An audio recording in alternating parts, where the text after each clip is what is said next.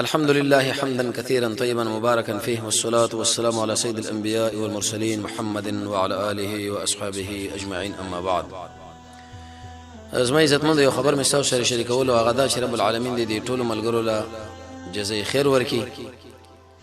د مخکې وخت کې په جلال آباد کې یو حدیث ملګری دی سردار ولی په نامه باندې، هغه به ظالمانو صرف د دعوت په مناسبت باندې زخمی کړو.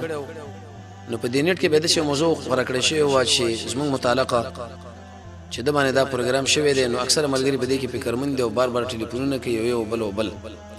نو به د ملګرو د اصرار د وجه نه چې تاسو دې لپاره پیغام پرې درڅو پر دغه ملګری مطمئن شي او خوشاله شي په دې باندې چې الحمدلله صحت خري.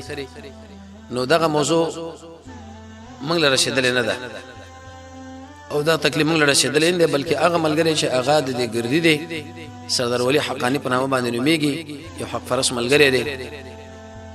رب العالمین د غلم کې صحت نصیب کړي او الحمدلله زموږ درسونه بالکل روان دي. څه مشکل زموږ مدرسې دارالعلوم په طرف باندې شته دی نه.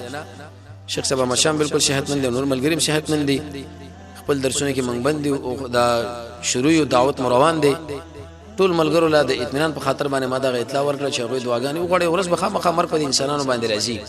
په موږ تاسو ټول باندې امام شافعي رحمه الله یو خبره کړې ده، وی یو سړی دشمن د اسما پر مرګ باندې نه خوشاليږي، وجه دا چې د دې شی دی چې پتا مرাজি او هر کله چې محمد رسول الله صلی الله علیه وسلم هغه دنیا لار د موږ تاسو په ټول شو.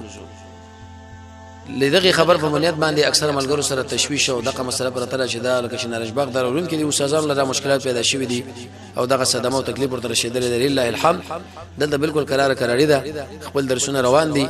هغه موږ اساس ول حدیث ملګری واغه د حدیث سره مخامخ شوی ده. الحمدلله دغه مو صحت کړي، دعاګانې ورته غواړي چې رب العالمین هغه صحت نصیب کړي. رب العالمین باندې مسپارم، رب العالمین دې سره مینه محبت وکړي.